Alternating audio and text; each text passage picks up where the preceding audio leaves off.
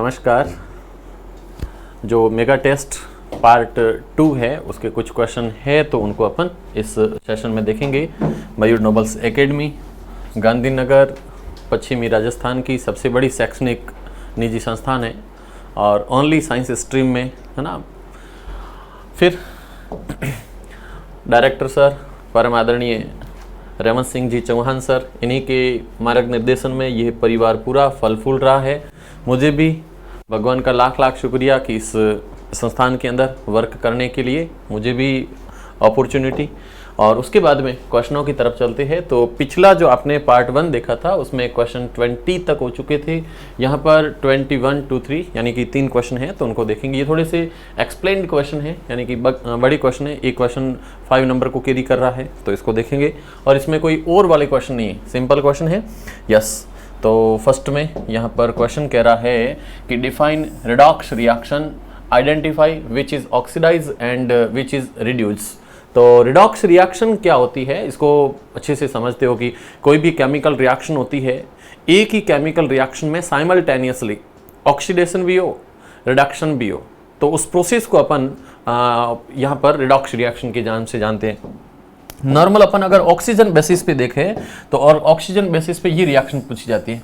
Copper और इस copper oxide, इसको हाइड्रोजन की प्रेजेंस में जैसे आप गर्म करते हो है ना, हाइड्रोजन होगा या हाइड्रोजन ऑक्साइड नहीं है तो हाइड्रोजन की प्रेजेंस में जैसे ही गर्म करते हो तो कॉपर ऑक्साइड जो कि ब्लैक कलर का सब्सटेंस है, इसको जैसे गर्म करते हो तो गर्म करने पर यहाँ पर ऑक्सीजन उधर चली जाएगी या फिर उसकी ऑक्सीजन इधर की तरफ आ जाएगी। इसको जैसे ही गर्म करते हो तो रिएक्शन के अंदर कॉपर सिंगल बचेगा और बाकी H2O का फॉर्मेशन हो जाएगा है ना।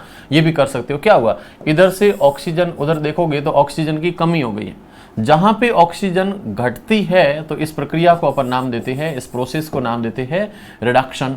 यहाँ पे देखो हाइड्रोजन में ऑक्सीजन नहीं है बट इधर ऑक्सीजन है, तो जहां ऑक्सीजन जुड़ेगी उस प्रोसेस को नाम देते हैं ऑक्सीडेशन। तो एक ऑक्सीडेशन है और दूसरा रिडक्शन प्रोसेस है। ये दो प्रोसेस चलते हैं। अच्छा, इसके साथ साथ में आप और भी काफ़ी सारी रिएक्शन देख सकते हो। कहीं कुछ रिएक्शन होती है जिसके अंदर जो नेगेटिव चार्ज वाले एलिमेंट है वो अगर जुड़ते हैं तो भी वो ऑक्सीडेशन होता है। कहीं पे पॉजिटिवली चार्ज कंटेनिंग कंपाउंड जुड़ता है तो वो रिडक्शन होता है। ऑक्सीजन ऐड होती है तो भी वो ऑक्सीडेशन होता है। किसी प्रोसेस से ऑक्सीजन अगर रिमूव होती है तो वो रिडक्शन होता है। हाइड्रोजन जुड़ेगा तो रिडक्शन होगा, हाइड्रोजन रिमूव होगा है ना तो वहाँ पे ऑक्सीडेशन होता है। तो ये कुछ प्रोसेस इसमें दिखाई जाती है। अच्छा, ये जो प्रोसेस कह रहा है, जो रिएक्शन दे रखी है, ये डिस्प्लेसमेंट रिएक्शन भी है। इसमें ऑक्सीडेशन रिडक्शन को अपन इलेक्ट्रॉनिक हाइपोथेसिस पे देखेंगे। इलेक्ट्रॉनिक हाइपोथेसिस कहता है कि कोई भी एलिमेंट, कोई भी ग्रुप, कोई भी एटम, कोई भी मॉलिक्यूल जब इलेक्ट्रॉन को एक्सेप्ट करता है तो वहां पर रिडक्शन होता है। जहां पे कोई एटम, मॉलिक्यूल, कंपाउंड है ना, कोई भी ग्रुप ऑफ एटम है, वो अगर ऑक्सीजन को अगर एलिमिनेट करता है तो वहां पर ऑक्सीडेशन होता है। ऑक्सीजन यहां से एलिमिनेट होगा तो ऑक्सीडेशन, ऑक्सीजन गेन होगा तो वो रिडक्शन प्रोसेस होते हैं। तो मैं यहां पे दिखाऊंगा। यस, फर्स्ट में तो दे रखा है रिडॉक्स रिएक्शन क्या होती है, तो इसका आंसर आप नोट करोगे, अ केमिकल रिएक्शन इन विच है ना, a chemical reaction in which reduction and oxidation. तो oxidation and reduction, oxidation and reduction simultaneously take place, simultaneously takes place है ना। ये दोनों एक साथ पार्टिसिपेट करते हैं। Then the reaction is also known as a redox reaction. अब रिडॉक्स रिएक्शन के अंदर इसको देखोगे, देन zinc react with copper sulphate. After this reaction zinc sulphate and copper will be form. Copper जब भी यहाँ पर एलिमेंट है या सिंगल एटम है तो उसके ऊपर कोई किसी टाइप का चार्ज नहीं होगा। यहाँ पे कॉपर के ऊपर है +2 चार्ज और सल्फेट पे है 2- का चार्ज। यहाँ पे जिंक पे है 2+ का चार्ज और सल्फेट पे है 2- का चार्ज। इतना होने के बाद में आप इसको देखोगे तो ये जो रिएक्शन हो रही है, इस रिएक्शन को आप देखोगे तो इस रिएक्शन के अंदर जनरली आप लोग यहाँ पे देखना कि इस रिएक्शन के अंदर जो जिंक है ना, यहाँ पे जो जिंक है, इस जिंक की करामात देखना। ये जिंक और यहाँ पे जाकर के जिंक को ऐड करो तो आप लोगों को पता चलेगा। इससे पहले आप लोगों को ये भी ध्यान रखना पड़ेगा, ये 0 है, ये +1 है, ये +2 है, ये +3 है।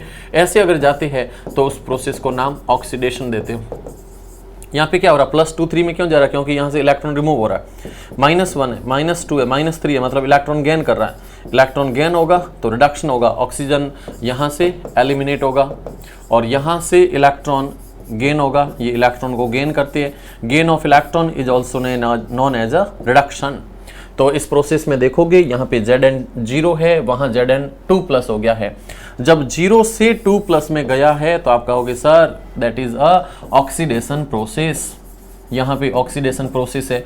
ऑक्सीडेशन प्रोसेस जब भी होता है तो यहाँ पर लूज ऑफ इलेक्ट्रॉन है, यहाँ पे इलेक्ट्रॉन लूज हो चुके हैं, लॉस ऑफ इलेक्ट्रॉन भी लिख सकते हो, है ना, लॉस ऑफ इलेक्ट्रॉन। तो यहाँ पे इलेक्ट्रॉन का लॉस हो चुका है।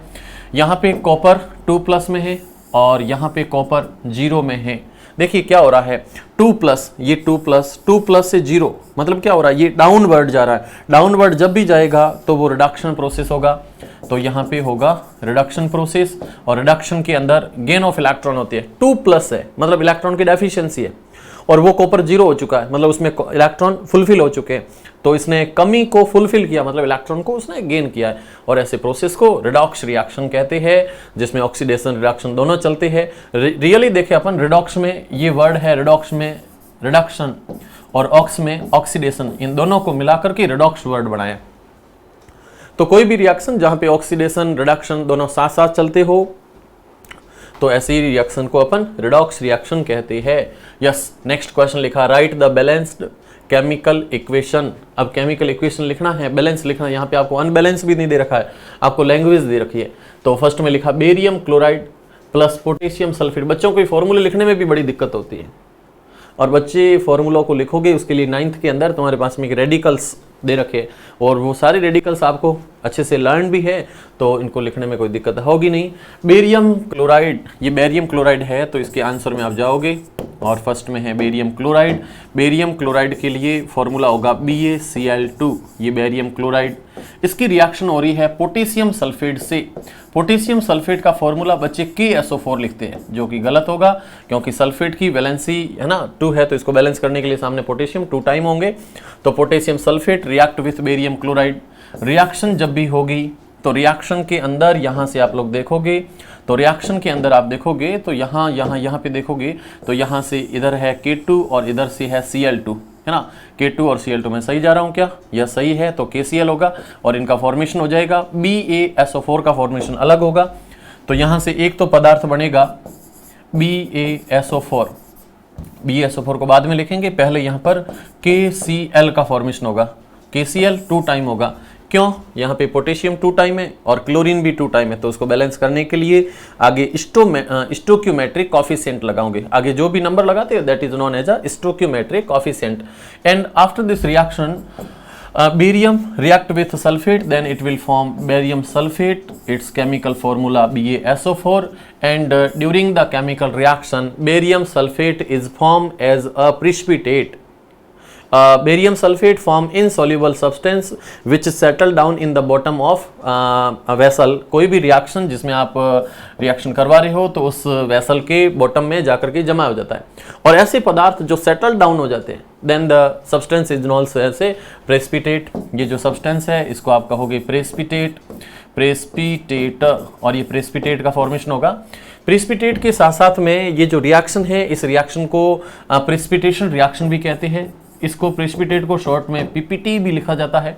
सेकंड यहाँ पे कह रहा है hydrogen gas combined with nitrogen to form ammonia, तो ये इसका फर्स्ट था। सेकंड ये रिएक्शन कह रहा है कि nitrogen gas hydrogen gas react with nitrogen, hydrogen gas react with nitrogen and it form ammonia, NH3 का फॉर्मेशन होता है। बैलेंस मांग रही रिएक्शन, यहाँ पे नाइट्रोजन 2 टाइम है, उसका नाइट्रोजन 1 है, तो इसको बैलेंस करने के लिए जो भी आगे लगाओगे उसके ऊपर आप लोग ऐसा ब्रैकेट बनाओगे ताकि एग्जामिनर को जल्दी पता चले। ओके, तुम लोगों ने अरे मैं 1 कहाँ लिख रहा हूँ, यहाँ पे 2 आएगा। ओके, तो यहाँ पे नाइट्रोजन 2 टाइम है तो वहाँ पे 2 आ गया, है ना। कुछ भी लिखोगे ऊपर तुम लोग सर्कल या फिर कुछ भी बनाओगे। अच्छा, हाइड्रोजन को देख लो, यहाँ पे हाइड्रोजन 2 और 3 का मल्टीप्लाई करना, ऐड नहीं करना है, दोनों को मल्टीप्लाई करोगे तो वहां पे 6 होगा। तो इसको 6 करने के लिए आगे की तरफ स्टोक्योमेट्रिक कॉफिशिएंट 3 लगाओगे। तो ये रिएक्शन हो चुकी है बैलेंस। आपको ये बैलेंस केमिकल इक्वेशन लिखनी थी, ऊपर भी केमिकल इक्वेशन लिखनी थी। यस, अगला क्वेश्चन कह रहा है कि draw activation series. Activation series क्या होती है, तो इसको आप लोग अच्छे से सुन लो कि जब भी मेटल्स को उसकी रिएक्टिविटी के डिक्रीजिंग ऑर्डर में सेटल्ड किया जाता है तो ऐसे प्रोसेस को अपन एक्टिवेशन सीरीज कहते हैं। सिंपल सी इसकी परिभाषा होती है, डेफिनेशन होती है, when metals arrange in their reactivity order in decreasing order. Okay, तो रिएक्टिविटी के डिक्रीजिंग ऑर्डर में जब इनको सेटल्ड किया जाता है then the series is also known as a activation series. और इस एक्टिवेशन सीरीज में आप यहां से देख सकते हो, हर पॉइंट आपके सामने पड़ा है। सबसे पहले यहां पर पोटेशियम होगा, फिर sodium, calcium, magnesium, aluminium, zinc. Potassium सबसे ज्यादा है, क्वेश्चन भी पूछा जाता है which metal is highly reactive, then potassium will be very highly reactive. After potassium, sodium, calcium, magnesium, aluminium and zinc, these metals are very highly reactive. Okay, so we can say these metals are most reactive. Yes, most reactive सबसे ऊपर है। बीच में देखोगे तो यहाँ पे iron और lead है, FePb होता है, उसके साथ में H जो है यहाँ से इसका डिटर्मिनेशन होता है, क्योंकि आप जैसे 11th में जाओगे तो वहाँ पे SH बनाए जाते हैं, स्टैंडर्ड हाइड्रोजन इलेक्ट्रोड बनाए जाते हैं। तो इनकी रिएक्टिविटी का जो ऑर्डर है वो इस हाइड्रोजन के इलेक्ट्रोड पोटेंशियल उसकी वैल्यू से कंपेयर करके लिखा जाता है, इसलिए हाइड्रोजन को इंक्लूड करते हैं। बल्कि हाइड्रोजन यहाँ पे कोई मेटल है नहीं, तो यहाँ पे हाइड्रोजन तो आयरन लेड होगा, उसके साथ में H है। फिर देखोगे लेस रिएक्टिव है, लेस रिएक्टिव में कॉपर, मर्क्यूरी, सिल्वर और गोल्ड। गोल्ड से नीचे आप प्लेटिनम लिखोगे तो भी चलेगा, क्योंकि नेचर में गोल्ड से भी लेस रिएक्टिव है।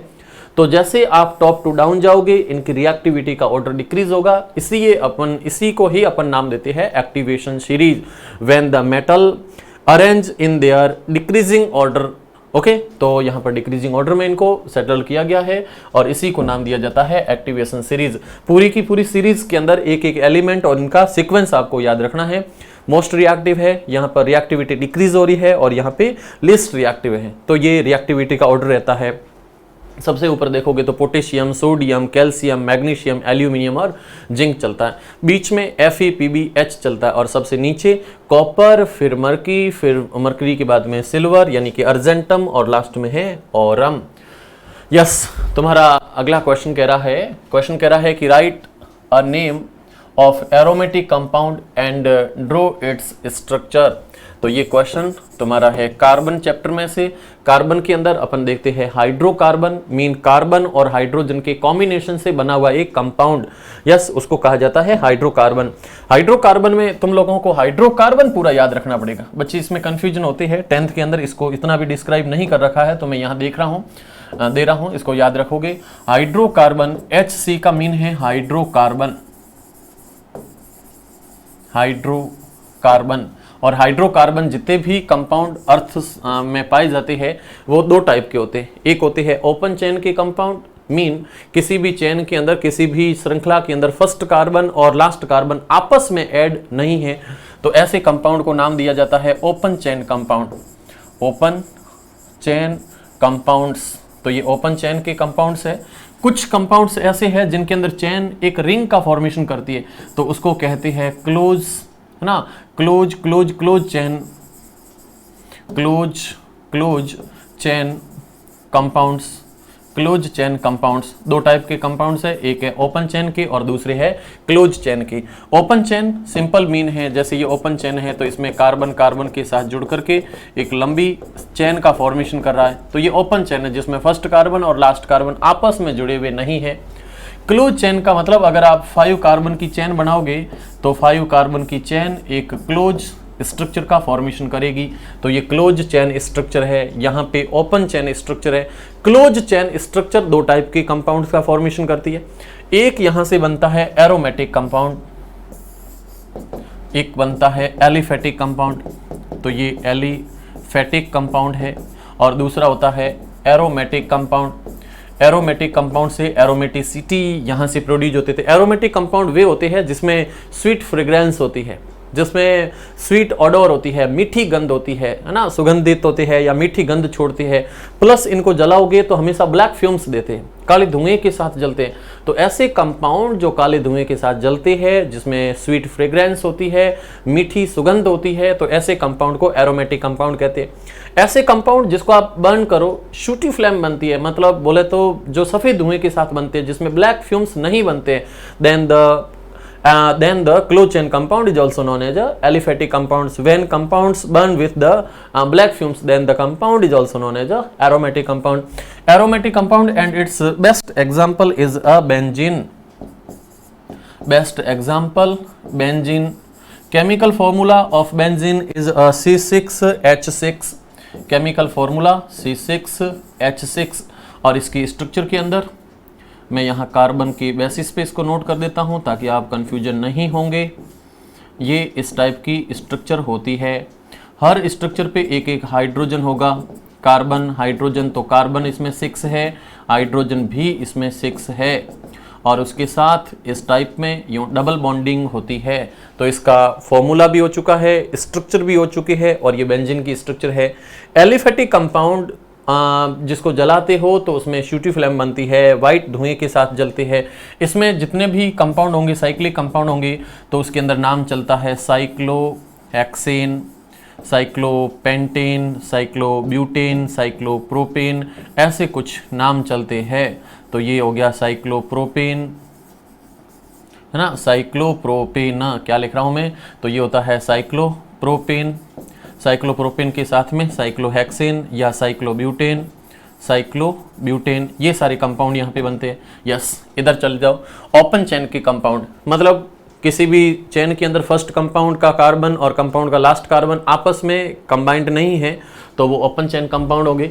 ऐसे कंपाउंड दो टाइप के होते हैं, एक होते हैं सैचुरेटेड और दूसरे होते हैं अनसैचुरेटेड। तो ये कंपाउंड अगेन दो टाइप के होंगे, सैचुरेटेड कंपाउंड और अनसैचुरेटेड कंपाउंड। ये कंपाउंड दो टाइप के हैं, first one is a saturated compound और second one is a unsaturated compounds.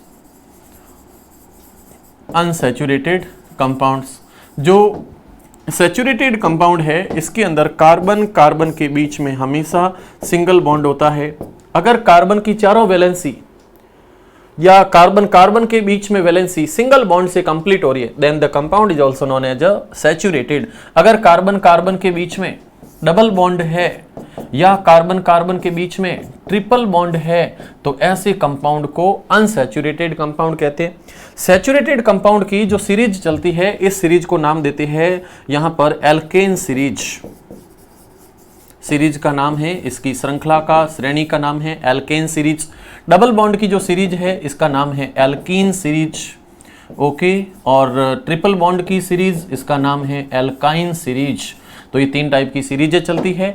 Single bond की जो सीरीज चलती है, इसका सिंपल केमिकल फॉर्मूला है CnH2n+2। इसके अंदर कार्बन जितने होंगे, हाइड्रोजन लिखने के लिए पहले कार्बन से हाइड्रोजन को डबल करोगे, फिर उसमें 2 ऐड कर दोगे। एल्कीन सीरीज में कुछ भी ऐसा नहीं करना है, यहाँ पर CnH2n लिखोगे और लास्ट में एल्काइन है, उसमें Cn होगा, तो H को पहले तो करोगे 2n, मतलब इसका डबल कर दिया, फिर उसमें -2 करोगे। तो ऐसे कंपाउंड यहाँ पे चलते हैं। ये जो कंपाउंड चलते हैं, इसमें सिंपल नाम आते हैं, जैसे कार्बन 5 होगा तो 5 का दुगुना करो, डबल करो, 10, 10 में 2 जोड़ दो, 12, है ना, तो ये पेंटेन हो जाएगा। कार्बन अगर 10 है तो 10 का डबल करोगे 20, 20 में 2 जोड़ोगे 22, तो इसका नेम हो जाएगा डेकेन। इसमें जस्ट डबल करके छोड़ने हैं, उसमें न तो कुछ घटाना है न उसमें कुछ ऐड करना है। जैसे कार्बन 6 है तो 6 का डबल करो तो ये हो जाएगा 12, तो इसका नाम हो जाएगा हेक्स है कार्बन 6 के लिए, है ना, प्रीफिक्स, तो इसका नाम हो जाएगा हेक्सीन। कार्बन 10 तो हाइड्रोजन 20, तो ये हो जाएगा डेकीन। यहाँ पर 2 माइनस करते हैं, जैसे कार्बन 5 है, 5 का डबल 10, 10 में 2 गए, तो पीछे बच गए 8, तो इसका नाम हो जाएगा पेंट प्लस आइन, है ना, पीछे सफिक्स लगाते हैं आइन और आगे की तरफ प्रीफिक्स लगता है 5 के लिए पेंट। अगर कार्बन यहाँ पर 8 है, 8 का डबल करो 16, 16 में 2 गए, तो 8, 16, 16 में 2 गए, पीछे 14, तो यहाँ पर C8H14 और इसका सिंपल नेम लिखोगे तो यहाँ पर 8 के लिए ऑक्ट और पीछे यहाँ पर सफिक्स आता है आइन, तो इनके लिए सफिक्स लिखा जाता है आइन, यहाँ पर सफिक्स लिखा जाता है इन, इधर की तरफ सफिक्स लिखा जाता है एन। तो ये एन, इन, आइन, ये पूरा जो चार्ट है आपके सामने, ये हाइड्रोकार्बन से, ये हाइड्रोकार्बन में अपने पास में क्वेश्चन था एरोमेटिक, तो एरोमेटिक तो मैंने बताया, बाकी ये सारी चीजें याद रखोगे।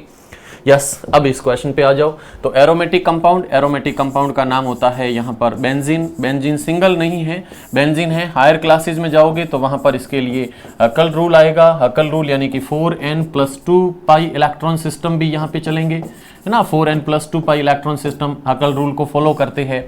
बेंजीन की स्ट्रक्चर को सिंपली अपन ड्रॉ कुछ ऐसे करते हैं, जिसमें किसी कार्बन को शो नहीं करते हैं, हाइड्रोजन को शो नहीं करते हैं। अच्छा, इसमें जो डबल बॉन्ड के पाई इलेक्ट्रॉन है, ये पाई इलेक्ट्रॉन कभी भी स्टेबल नहीं होते हैं, इसका हमेशा डिलोकलाइजेशन होता है।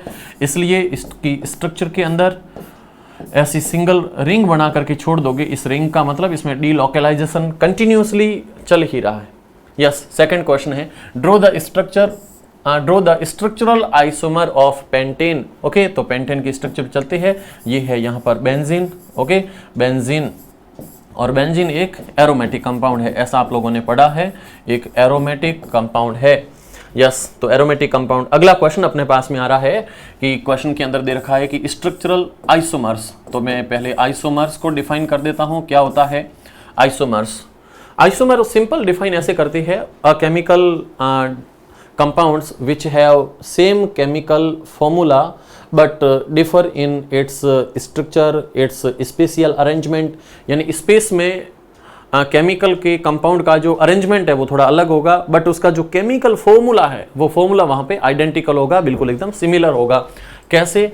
जैसे आप यहाँ पे देखोगे तो कार्बन 5 है, हाइड्रोजन यहाँ पे 12 है, तो कार्बन 5 हाइड्रोजन 12 मीन इसके अंदर जस्ट डबल से 2 ज्यादा है, तो पीछे जोड़ोगे n और इसका नाम हो जाएगा पेंटेन। पेंटेन ये जो कंपाउंड है इसमें 3 आइसोमर होते हैं। आइसोमर क्या होते हैं? तो आइसोमर की डेफिनेशन कहती है कि same chemical formula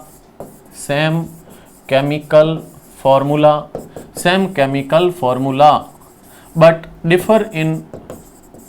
differ in arrangement या डिफर इन स्ट्रक्चर, जिनकी स्ट्रक्चरल जो है वो थोड़ी अलग होगी, स्ट्रक्चर अलग होगी और केमिकल फॉर्मूला सेम होगा। इसके 3 आइसोमर होते हैं, जिसमें फर्स्ट आइसोमर का नाम है नॉर्मल पेंटेन और नॉर्मल पेंटेन का फॉर्मूला कुछ ऐसे चलेगा, जिसमें CH3, उसके बाद में CH2 और लास्ट में होगा CH3। तो ये नॉर्मल पेंटेन है। 2 नंबर पे आप देखोगे तो 2 नंबर पे आता है इसका आइसोपेंटेन और 3 नंबर पे होता है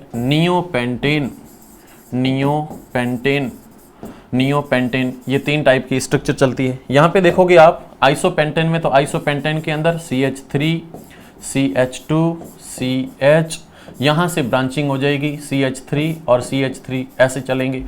नियोपेंटेन के अंदर प्लस स्ट्रक्चर बनेगी, मीन यहाँ पे CH3, उसके बाद में C अगेन CH3, यहाँ पे भी CH3 और यहाँ पे भी CH3। क्या हुआ? वही फॉर्मूला था, उसी फॉर्मूले को अरेंज कर करके अपन लिख रहे हैं। तो इसका नाम है नॉर्मल पेंटेन, उसका नाम है आइसोपेंटेन, सबसे लास्ट में है नियोपेंटेन। अच्छा, ये जो कंपाउंड आ रहे हैं इसका अगर IUPAC नाम लिखोगे तो IUPAC में कोई लंबा सिस्टम है नहीं और इसके अंदर सिंपल स्ट्रक्चर है, तो इसका नाम सिंपल पेंटेन होगा। ये स्ट्रक्चर आप देखोगे तो थोड़ी सी ब्रांच स्ट्रक्चर है, और ब्रांच स्ट्रक्चर है तो एक जो मिथाइल ग्रुप है, ये यहाँ पर मिथाइल ग्रुप एक सब्स्टिट्यूएंट बन जाएगा, है ना। सब्स्टिट्यूएंट होगा, साइड में होगा, हेटेरो एटम हो जाएगा, और जहां से सब्स्टिट्यूएंट पहले हो वहां से इसकी नंबरिंग करोगे। तो नंबरिंग के अंदर ये 4 कार्बन की तो लॉन्गेस्ट पेरेंटल चेन हो गई, और इसमें एक सब्स्टिट्यूएंट हो गया, साइड में हेटेरो एटम हो गया। हेटेरो एटम जो पड़ा है इसको आप नाम देते हो मिथाइल। कितने नंबर पे मिथाइल है? तो आप लिखोगे सर 2 मिथाइल ब्यूटेन, तो इसका केमिकल नेम हो जाएगा 2 के बाद में हो जाएगा मिथाइल के बाद में ब्यूटेन, ये इसका IUPAC नाम लिखोगे। अच्छा, थर्ड कंपाउंड को देखो, जैसे ये कंपाउंड पड़ा है जिसको अपन सिंपल में नियोपेंटेन कहते हैं। इस नियोपेंटेन की जो स्ट्रक्चर है उसके अंदर एक तो है पेरेंटल चेन, इसको पेरेंटल चेन इधर बना दो, तो पेरेंटल चेन बनाओगे तो ऊपर और नीचे कार्बन नंबर जो 2 आ रहा है उस पे 2 सब्स्टिट्यूएंट हो जाएंगे, ऊपर भी मिथाइल है और नीचे भी मिथाइल है। तो ऐसे कंपाउंड का जब नाम लिखोगे तो ये भी मिथाइल और इधर की तरफ भी मिथाइल। नोमेनक्लेचर में नंबरिंग 1 2 3 उधर से चलोगे तो सेम, इसलिए मैंने नंबरिंग कर दी है। और आप इसका नेम लिखोगे तो आप लिखोगे 2,2 di methyl propane. Okay, 2,2 di methyl propane, 2,2 di methyl और 3 कार्बन की चेन है तो उसका नाम हो जाएगा प्रोपेन।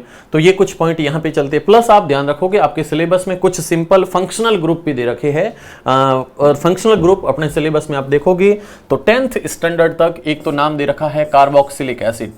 तो ये स्ट्रक्चर होती है COOH, इसका सिंपल नेम है कार्बोक्सिलिक एसिड, कार्बोक्सिलिक एसिड। और कार्बोक्सिलिक एसिड को आप देखोगे तो कार्बोक्सिलिक एसिड की स्ट्रक्चर यूं होती है, C डबल बॉन्ड O, यहाँ पर O और फिर H। कई बार क्वेश्चन आता है कि डिफाइन से पहले आता है कि represent the formula of carboxylic acid group, तो ऐसे रिप्रेजेंट करना पड़ेगा। ये कहीं पे भी जुड़ जाए, जैसे ऐसा ग्रुप आ गया CH3 CH2 CH2 CH2 और लास्ट में जोड़ दिया COOH, तो ऐसा कहीं पे भी आ जाए तो यहाँ से आप नंबरिंग जब भी करोगे तो नंबरिंग यहाँ से करोगे। फंक्शनल ग्रुप है, इसको आप प्रेफरेंस लिए, ये सेकंड, ये थर्ड, ये फोर्थ और ये फिफ्थ, ऐसे ग्रुप होगा। और इसका सिंपल नेम लिखोगे तो ये पेंटेन तो है, प्लस जहाँ पे COOH ग्रुप आ जाता है तो वहाँ पे लिखा जाता है ओइक एसिड, तो इसका नेम हो जाएगा pentane oic acid. Simple name होगा पेंटेन ओइक एसिड। ओके, एक एग्जाम्पल और मैं दे देता हूँ। जैसे ये एग्जाम्पल है CH3 CH2 COOH, क्या नेम होगा? ये कंपाउंड और है CH3 COOH, इसका क्या नेम होगा? इसको आप कमेंट सेक्शन में बताओगे, उसका मैं बता देता हूँ।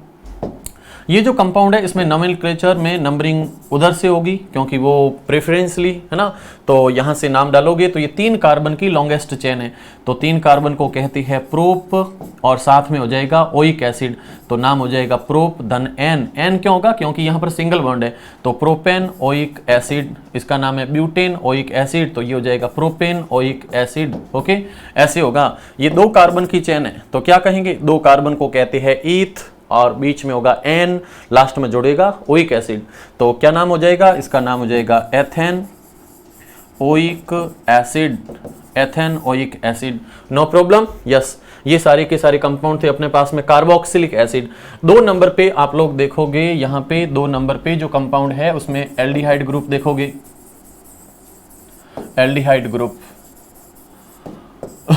एल्डिहाइड ग्रुप जब भी किसी स्ट्रक्चर में जुड़ता है तो एल्डिहाइड के अंदर ये ग्रुप आता है C डबल बॉन्ड O और H, ये इस फंक्शनल ग्रुप का फॉर्मूला है। ऐसा ग्रुप कहीं पे भी जुड़ा होगा पीछे की तरफ तो उसमें जो सफिक्स लगाते हैं वो लगाता है L L L, तो इसको L लिखा जाता है। जैसे आप देख लो ये स्ट्रक्चर CH3 CH2 CHO, ऐसा एक कंपाउंड जोड़ दिया। अब इसका क्या नेम होगा? तो नेम इसका सिंपल है, आप लिखोगे तो ये 1 नंबर 2 नंबर 3 नंबर 3 कार्बन की चेन है, तो 3 कार्बन को कहते हो प्रोपेन एल, तो इसका नाम हो जाएगा प्रोपेनल, प्रोपेनल। ओके, जैसे ये कंपाउंड है CH3 CH2 CH2 CH2 CH2 CHO, है ना, ये कंपाउंड आ गया। कैसे नंबरिंग करोगे?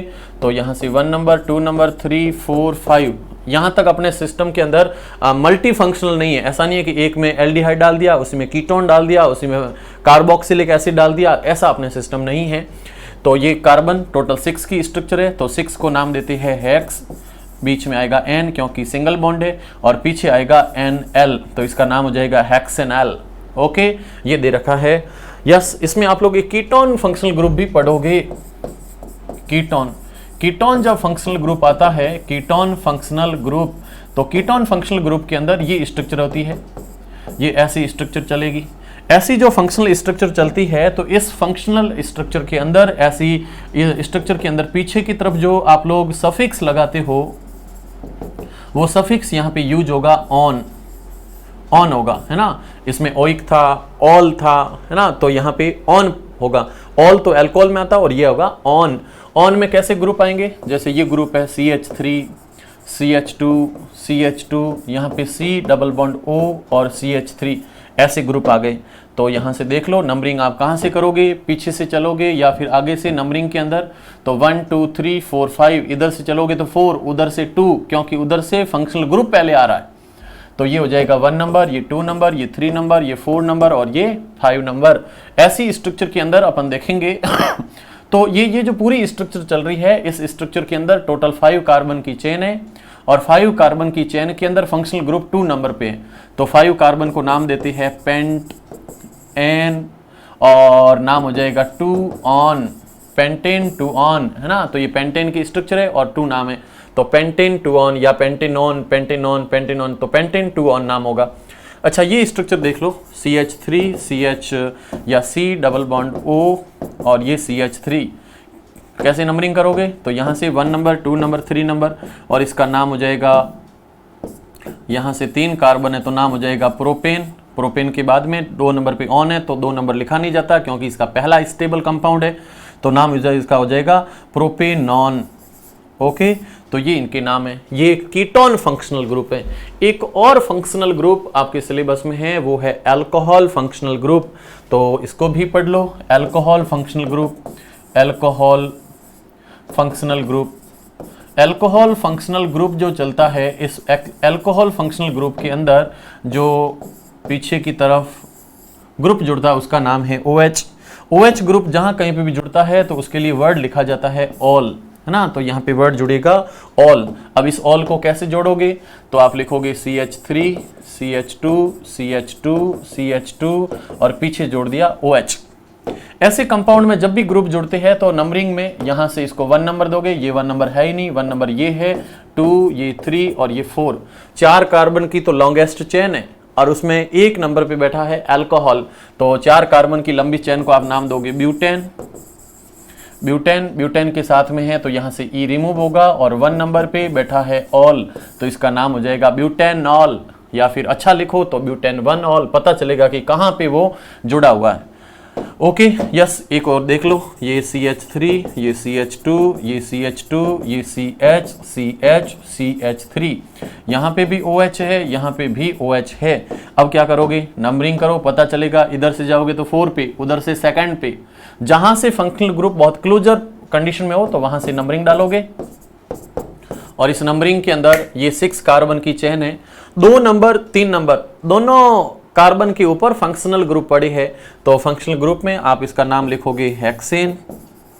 हेक्सेन के बाद में 2,3 डाईऑल, है ना। तो ऐसे नाम हो जाएंगे। कहीं पे ग्लिसरीन होता है तो उसको प्रोपेन 1, 2, 3 ट्राईऑल भी लिखते हैं, तो ऐसे इनके नाम चलते रहते हैं। तो ये क्लियर है। तो ये थे फंक्शनल ग्रुप। एक और देखोगे थोड़ा सा, हैलोजन फंक्शनल ग्रुप भी डाले जाते हैं अपने सिलेबस में।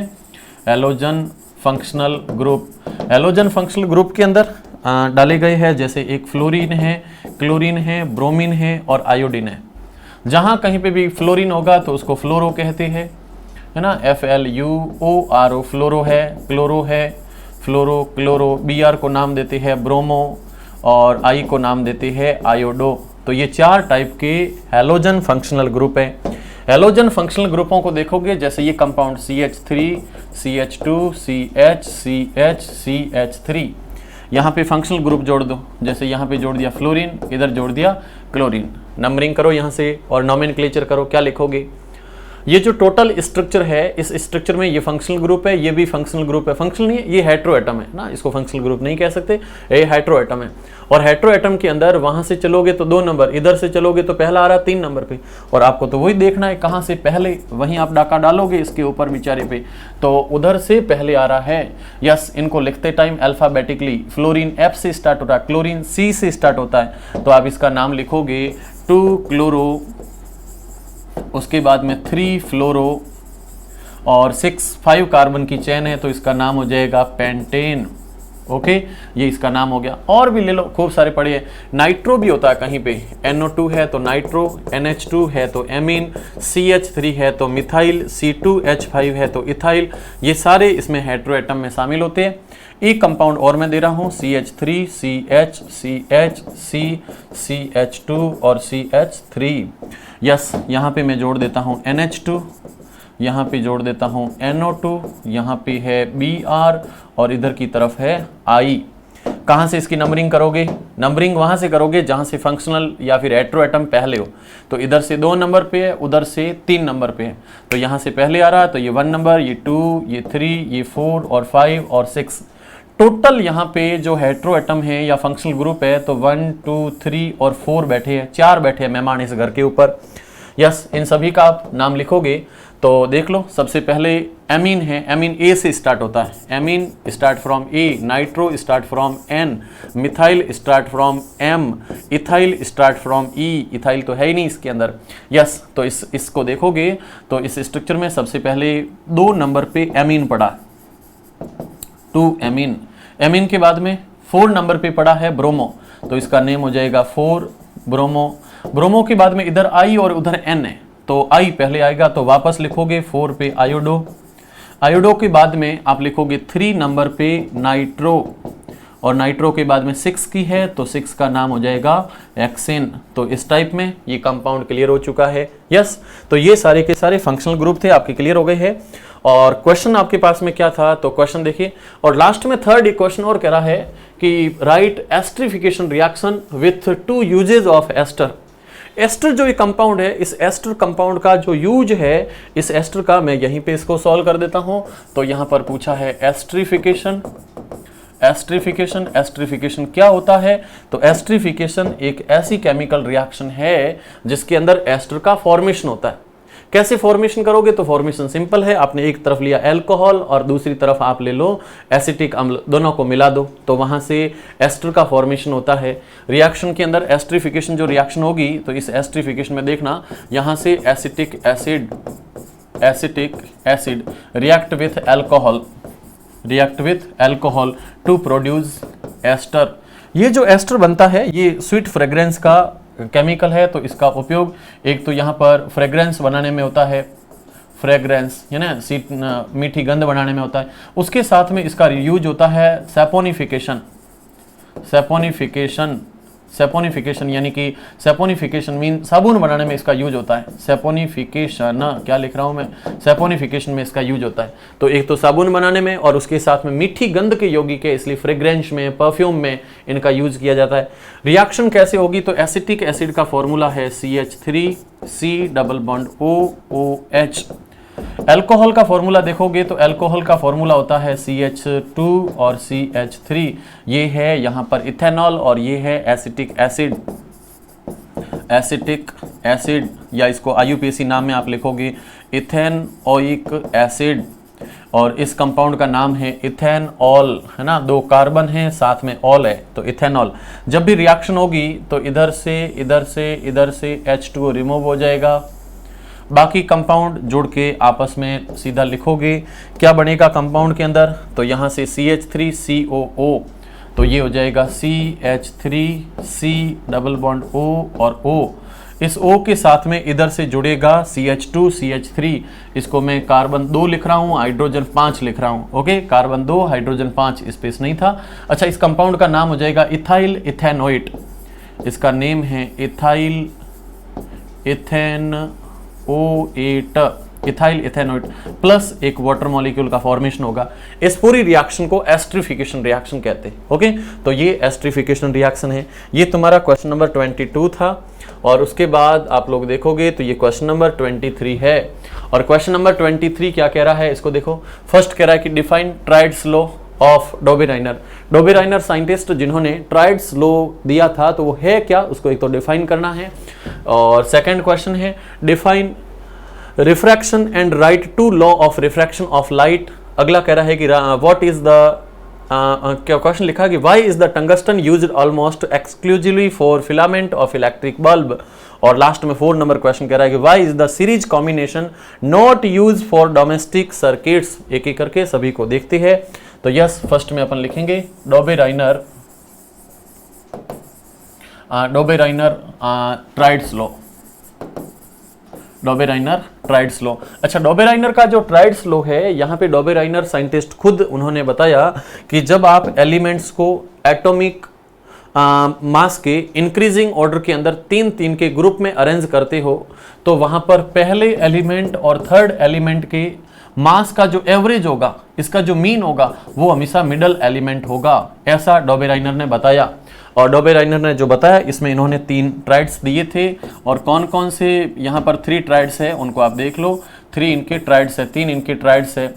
और 3 ट्राइड्स कौन कौन से है उसको आप देखोगे तो यहाँ के अंदर एक है यहाँ पर लिथियम, सोडियम, पोटेशियम, दूसरा है कैल्शियम, स्ट्रोंशियम, बेरियम, और तीसरा है यहाँ पर ली कल का, तो यहाँ पे है क्लोरीन, ब्रोमीन और आयोडीन, है ना। तो ऐसा करके इसको याद रखोगे और यहाँ पे आप ड्रॉ करोगे तो इनकी जो टोटल वैलेंसी है, वैलेंसी क्या ना, इनका जो मेम्बरिंग सिस्टम है, तो यहाँ पे है क्लोरीन, आयोडीन, इन दोनों की मास नंबर को इवन करके आप ऐड करके और हाफ करोगे तो ब्रोमीन का आता है। कैल्शियम और बेरियम का एटॉमिक मास जोड़ करके हाफ करोगे तो स्ट्रोंशियम आएगा। लिथियम और सोडियम दोनों का ऐड करके हाफ करोगे तो सोडियम आता है। लेकिन ऐसा ये हुआ नहीं, कारण कि पहले में मैच हो रहे थे, दूसरे में थोड़ा बहुत कहीं डिफ्लेक्शन आया, यहाँ पे ज़्यादा डिस्प्लेस आया तो उन्होंने इसको बंद कर दिया। तो डॉबेनाइनर का ट्राइड्स था, ये बोलते हैं कि जब एटम को एटॉमिक मास के इंक्रीजिंग ऑर्डर में अरेंज किया जाता है तो पहले और तीसरे एलिमेंट के एटॉमिक मास का मीन हमेशा मिडल एलिमेंट होता है। यस, उसके बाद में सेकंड क्वेश्चन है कि define refraction and write two law of refraction. तो इसको भी देख लो। बात करें अपन रिफ्रैक्शन पे, रिफ्रैक्शन क्या होता है तो आप इसको अच्छे से देखते हो। क्या क्या देखते हो रिफ्रैक्शन के अंदर? एक तो आप लोगों ने ऐसा फील किया होगा कि पानी से भरी हुई बाल्टी है, उसका जो बॉटम है, आप सीधा ऊपर से नहीं थोड़ा सा साइड होकर के देखोगे तो उसका जो बॉटम है वो आपको मीन पोजीशन से थोड़ा सा ऊपर दिखाई देता है, रियल पोजीशन से ऊपर दिखता है। पानी से भरे हुए गिलास में आप अगर कोई स्टिक या फिर कोई पेंसिल जैसे उसमें डिप करोगे तो डिप करने पर वो थोड़ी सी बेंट दिखाई देती है, या फिर सड़क पे आपको पानी दिखाई देता है। इस रेगिस्तान के दौरों में भी आपको यूं देखोगे गर्मी के अंदर तो यूं रेत पे दौरों पे थोड़ा सा पानी टाइप, ऐसा यूं धुएं टाइप ऐसे झलकता हुआ कुछ दिखता है। ये सब लाइट की फिनोमिना है और उसमें भी अपन रिफ्रैक्शन पे चल रहे हैं, रिफ्लेक्शन नहीं है, रिफ्रैक्शन है। तो रिफ्रैक्शन के अंदर ऐसा साइंटिस्ट बता के गए कि जब कोई एक सेपरेटिंग पैनल या फिर प्लेन है जिसके ऊपर मीडियम फर्स्ट अलग है, मीडियम सेकेंड यहाँ पर अलग है, ओके, ये दो मीडियम अलग है। ऊपर की तरफ मान लो कि एयर है और नीचे की तरफ मान लो वाटर है, तो वाटर के पार्टिकल्स थोड़े से पास होंगे और एयर के पार्टिकल्स बहुत दूर दूर होंगे। यस, तो ये हो जाएगा यहाँ पर रेयरर मीडियम और ये हो जाएगा डेंसर मीडियम। दो टाइप के मीडियम है, एक डेंसर और दूसरा रेयरर मीडियम। यस, यहाँ पे जो रेयरर मीडियम और डेंसर मीडियम यहाँ पे आपने खींच लिया नॉर्मल। जैसे ही कोई लाइट रे इस रेयरर मीडियम से डेंसर मीडियम में जाएगी तो ये प्रकाश की किरण, ये लाइट की रे ऐसे सीधी चलनी चाहिए, लेकिन ये जो लाइट की रे है ये इस नॉर्मल की तरफ है ना, इट बेंट टुवर्ड नॉर्मल। ऐसा क्यों होता है? तो इसके पीछे राज ये है कि जब रेयरर मीडियम से लाइट की रे इस डेंसर मीडियम में जाएगी तो यहाँ पे पार्टिकल्स बहुत क्लोजर कंडीशन में है, तो यहाँ पर इस लाइट की वेलोसिटी डिक्रीज हो गई और डिक्रीज होने के कारण वो सीधी नहीं चल करके इस नॉर्मल की तरफ बेंट हो जाती है। सीधा सा है, आप लोग गाड़ी चला रहे हो, हाईवे पे हो, कोई वहाँ पे बैरियर नहीं है, जैसे ही मार्केट में जाते हो वहाँ पे पार्टिकल्स पास है, आपकी गाड़ी की स्पीड घटेगी तो गाड़ी के अंदर जो स्पीड का कांटा है अंदर वो नो डाउट जीरो की तरफ आएगा। ये सेम फिनोमिना यहाँ हो रही है। अब इसको डिफाइन करते हैं। when light ray goes from one medium to another medium, then the ray of light bent from its actual path, है ना, ये इसने अपने जो मूल पथ है, मूल जो रास्ता है उससे थोड़ी सी डिफ्लेक्ट हो जाती है। इस डिफ्लेक्ट होने की फिनोमिना को रिफ्रैक्शन कहते हैं। इस रिफ्रैक्शन के अंदर जो इंसिडेंट रे है तो इसको नाम देंगे इंसिडेंट रे, और यहाँ जो जा रही है तो इसको नाम देंगे रिफ्रैक्टेड रे। ये रिफ्रैक्टेड रे है और बीच में जो ये लाइन खींचते हैं जिसको आप एन डैश से शो करते हो तो इसका नाम है यहाँ पर नॉर्मल। तो एक यहाँ पर नॉर्मल है, ये इंसिडेंट रे है, ये रिफ्रैक्टेड रे है। इनके बीच में यहाँ पे एंगल बनेगा, इसको नाम दोगे साइन आई, इसका नाम हो जाएगा साइन आर। और यहाँ पे फर्स्ट रिफ्रैक्शन का लॉ कहता है कि जब भी ऐसी फिनोमिना होती है तो इसका फर्स्ट लॉ कहता है कि इसमें इंसिडेंट रे, उसके साथ में रिफ्रैक्टेड रे और नॉर्मल, ये तीनों एक ही प्लेन में होते हैं, ओके। और सेकंड पॉइंट कहता है कि इस रिफ्रैक्शन की इंसिडेंट के अंदर किसी एक मीडियम के लिए, किसी एक कपल मीडियम के लिए, है ना, दोनों पेयर के लिए जो यहाँ पर इंसिडेंट रे का एंगल और रिफ्रैक्टेड रे का नॉर्मल के साथ जो एंगल है, इसकी जो वैल्यू है, इसका जो रेशियो है वो हमेशा कांस्टेंट रहता है। तो इसको लिखा जाता है sine i upon sine r. इसका जो रेशियो है वो हमेशा कांस्टेंट रहता है और इस कांस्टेंट रहने वाली वैल्यू को, इस पूरे प्रोसेस को नाम दिया जाता है स्नेल लॉ। ओके, तो इसको स्नेल्स लॉ कहते हैं। तो ये इसमें सेकंड लॉ है। ओके, ये आपका सेकंड भी यहाँ पे खत्म हो गया। अगला क्वेश्चन कह रहा है कि why the tungsten used almost exclusively for the filament of electric bulb. Electric bulb के अंदर जो फिलामेंट बनाते हैं वो फिलामेंट हमेशा टंगस्टन का बनता है। ये इलेक्ट्रिक बल्ब के अंदर बनेगा ये टंगस्टन का फिलामेंट। अब इस बल्ब को आप ऊपर से ऐसे पैक कर लेते हो और पैक करने के बाद आप लोग देखोगे तो इसके बल्ब की स्ट्रक्चर के अंदर, है ना, इस बल्ब की स्ट्रक्चर में हमेशा आप अंदर की तरफ जो फिलामेंट लगाते हो ये फिलामेंट हमेशा टंगस्टन से बनता है, जिसका सिंबल W लिखा जाता है। टंगस्टन से बनता है। ऐसा क्यों होता है तो उसका रीजन सुन लो। इस टंगस्टन का जो मेल्टिंग पॉइंट है वो पूरे अर्थ पर जितने भी मेटल्स है उसमें सबसे हाई है ना। इसका जो मेल्टिंग पॉइंट है वो बहुत ज़्यादा होता है। मेटल का मेल्टिंग पॉइंट बहुत हाईएस्ट होता है। कितना होता है? 3380 डिग्री सेंटीग्रेड होता है। बहुत ज़्यादा इसका मेल्टिंग पॉइंट होने के कारण इसको लगाते हैं। बाकी कोई ऐसी मेटल है जिसका मेल्टिंग पॉइंट कम है और यहाँ पे टेम्परेचर बहुत हाई रेज होता है, बहुत ज़्यादा बढ़ता है, तो वो मेल्ट हो जाएगा, फ्यूज हो जाएगा। इसलिए उसको हटा करके इसको लगाते हैं और उसके साथ में आप लोग देखोगे तो इसके अंदर एक गैस भरी जाती है, बहुत ही इनएक्टिव होती है, जिसमें नाइट्रोजन बहुत कम भरते हैं। उसके साथ में ऑर्गन हो गई, हीलियम, नियॉन, ऐसी कुछ गैसें अंदर भरती है। ऐसा क्यों है तो उसका कारण भी सुन लो। इसमें ऑक्सीजन नहीं होनी चाहिए, ये निष्क्रिय, ये सारी इनएक्टिव गैस होती है। और ये जितनी भी इनएक्टिव गैस है ये सारी की सारी गैस है, इसकी जो ऑक्सीडाइजिंग पावर है उसको डिक्रीज कर देते हैं, यानी कि अंदर इसको मेल्ट होने से, इसको जलाने से बचाते हैं। तो ये इसके साथ में गैसों को भरी जाती है, जिससे इसका जो लाइफ टाइम है वो बढ़ जाता है। तो टंगस्टन का लाइफ टाइम इंक्रीज करने के लिए, इसका जीवन काल बढ़ाने के लिए इन गैसों को भरते हैं। Okay, yes. अगला क्वेश्चन कह रहा है कि why is the series arrangement not use in domestic circuit. इसको भी सुन लो। घरों के अंदर जैसे मीटर है और मीटर के अंदर यहाँ से सर्विस केबल और यहाँ से पोल से जैसे ही लाइटें आई, यहाँ से आप डालने दी मीटर में kWh में रीडिंग आएगी। और एक kWh की रीडिंग की जो वैल्यू होती है, 1 यूनिट की वैल्यू होती है, वो 3.6 × 10⁻⁶ जूल है। इसी को बोला जाता है 1 यूनिट। ओके, ये क्वेश्चन भी ध्यान रखना, वैसे अपन कर चुके हैं इसको। यहाँ से जैसे ही ये केबल बाहर निकलेगी तो यहाँ से तुम लोगों ने इसको एक एपरेटस में डाल दिया, फिर दूसरे एपरेटस में डाल दिया, फिर तीसरे एपरेटस में, फिर चौथे एपरेटस में, फिर पांचवें एपरेटस में, फिर छठे एपरेटस में, और यहाँ करके आप लोगों ने दूसरे पर यहाँ पे एक कोई स्विच लगा दिया और यूं ही जोड़ दिया। एक ही स्विच से सारे चालू, एक ही स्विच से सारे बंद। अच्छा नहीं है भाई साहब। घर में आए, सर्दी का मौसम, आपने जैसे स्विच स्टार्ट किया तो उधर गीजर स्टार्ट हो गया, फ्रीज स्टार्ट हो गया, कूलर स्टार्ट हो गया, एसी स्टार्ट हो गई, हीटर स्टार्ट हो गया, सारे एपरेटस एक साथ स्टार्ट हो गए। आप नहीं चाह रहे हो लेकिन फिर भी हो गए। क्यों? क्योंकि ये सीरीज कॉम्बिनेशन है और सीरीज कॉम्बिनेशन के अंदर जितने भी यहाँ पर अप्लायंस जुड़े हुए हैं इन सभी को जो वोल्टेज है वो बराबर नहीं मिलेगा। जो पहले जुड़ा है उसको वोल्टेज ज्यादा मिलेगा, लास्ट वाले को वोल्टेज बहुत कम मिलेगा। ऐसा भी होगा। थर्ड कह रहा है कि यहाँ पे इलेक्ट्रिसिटी है वो समान चलेगी लेकिन पोटेंशियल डिफरेंस कम ज्यादा होगा, इसलिए पहले वाला ज्यादा कंज्यूम करेगा, लास्ट वाले को कुछ नहीं मिलेगा।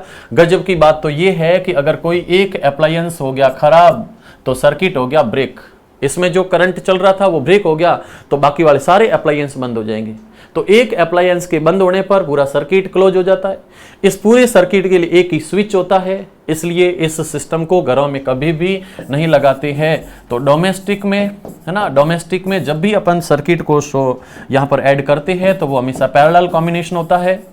और पैरेलल कॉम्बिनेशन के साथ साथ में यहाँ पे जब भी पैरेलल कॉम्बिनेशन है तो इंडिया में जो लाइट की सप्लाई होती है वो 220 वोल्ट होती है, साथ में 50 हर्ट्ज फ्रीक्वेंसी की लाइट डाली जाती है, ये डोमेस्टिक में होती है। ओके, तो इस टाइप से ये पूरा का पूरा आपका पेपर था जिसको अपन ने यहाँ पे देख लिया है, और इसको देख लो। यहाँ से फर्स्ट क्वेश्चन, सेकंड, थर्ड और ये फोर्थ, ये सारे क्वेश्चन भी क्लियर हो चुके हैं। ओके, तो मयूर स्कूल में आप लोगों ने सेकंड और फर्स्ट दोनों पेपर को अच्छे से देख लिया। ओके, और वापस कोई भी किसी भी टाइप की आप लोग स्कूल के बारे में इंफॉर्मेशन चाहते हो तो सेकेंडरी के जो हेड है आदरणीय ईश्वर नाथ जी, उनसे आप कांटेक्ट कर सकते हो। 94 13 13 82 52 बहुत शानदार नंबर है। ओके, तो ईश्वर नाथ जी से आप कांटेक्ट कीजिए स्कूल के बारे में इंफॉर्मेशन लेने के लिए, और बाकी स्कूल से विजिट करोगे तो बहुत शानदार। चलिए, तो इसी के साथ में क्लास को अगेन अपन फिनिश करते हैं। क्लास को आपने बहुत अच्छे से यहाँ तक देखा और उसके साथ साथ में लास्ट में इमोजी तो बनता है। बहुत अच्छे से आपने क्लास को देखा है, और लास्ट में कहना चाहूँगा कि क्लास को आप लोग कमेंट करके भी बताएं, है ना। और कैसी लगी आपकी क्लास ये बताने की जरूरत नहीं है, लेकिन कहाँ से देख रहे हो ये आप बताने की कोशिश करें। So thank you, wish you all the best.